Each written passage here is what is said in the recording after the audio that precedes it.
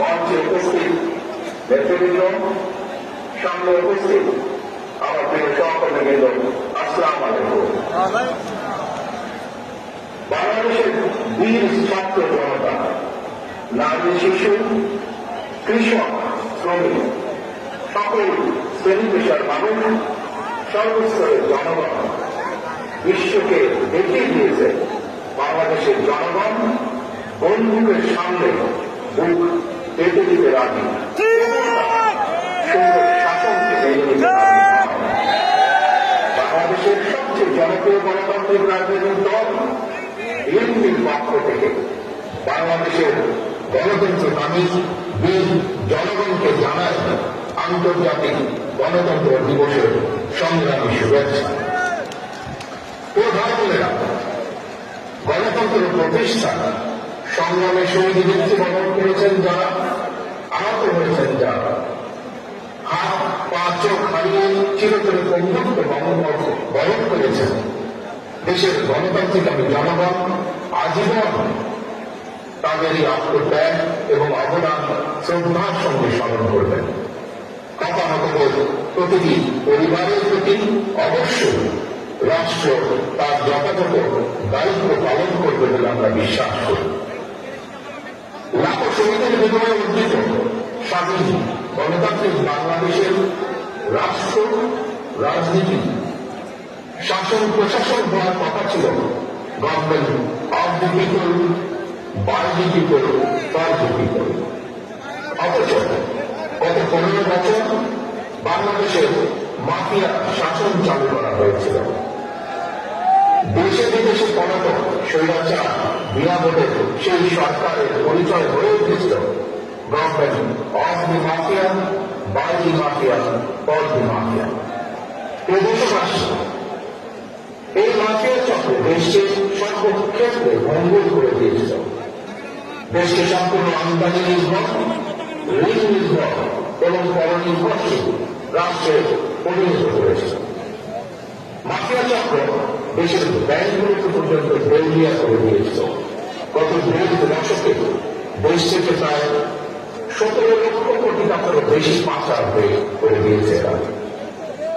5ই আগস্টে কথিত স্বৈরাচারের বেপরোয়া দুর্নীতি আর লুটপাটের কারণে বাংলাদেশের বৈদেশিক ঋণ বর্তমানে $100 বিলিয়ন বেশি ছাড়িয়েছে।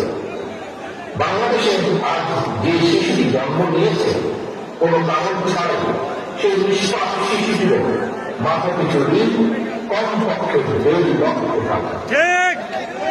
ভাই বোনেরা, মাফিয়া চক্র দেশকে শুধু অর্থনৈতিক ভাবে ভঙ্গুর করে দেয়নি, দেশের আর্থসামাজিক, সাংস্কৃতিক এবং রাজনৈতিক রীতিনীতিকে ধ্বংস করে দিয়েছে।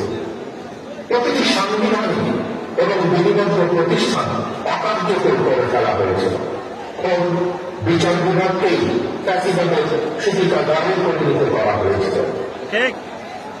একটি রাষ্ট্র কতটা সভ্য এবং গণতান্ত্রিক সেটি দেশের আইন শৃঙ্খলা বাহিনীর আচরণে স্পষ্ট হয়ে ওঠে। কিন্তু মাফিয়া চক্র দলীয় স্বার্থে ব্যবহার করতে গিয়ে দেশের আইন শৃঙ্খলা বাহিনীকে সম্পূর্ণ বিপর্যস্ত করে দিয়েছে।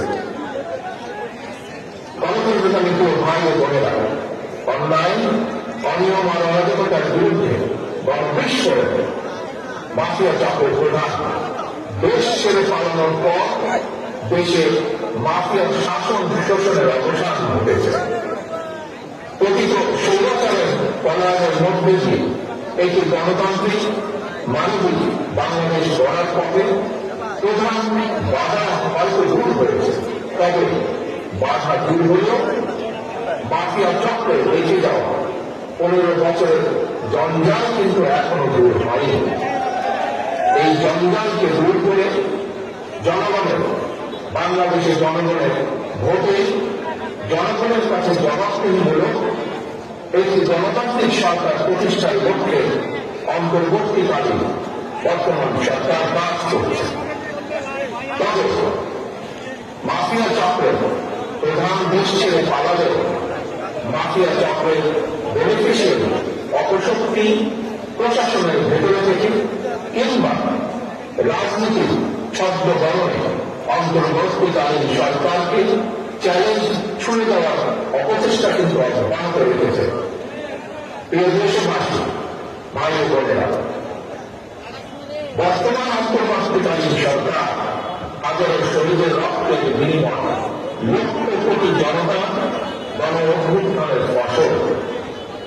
এই সরকারের কোন কোন কার্যক্রম সকলের কাছে হয়তো সাফল্য হিসাবে বিবেচিত নাও হতে পারে, কিন্তু এটি আমাদের প্রত্যেককে মনে রাখতে হবে, এই সরকারের ব্যর্থতা আমাদের সকলের ব্যর্থতা, বাংলাদেশের পক্ষে গণতান্ত্রিক অনেক জনগণের ব্যর্থতা। সুতরাং এই অন্তর্বর্তীকালীন সরকারকে কোনোভাবেই ব্যর্থ হতে দেওয়া যাবে না।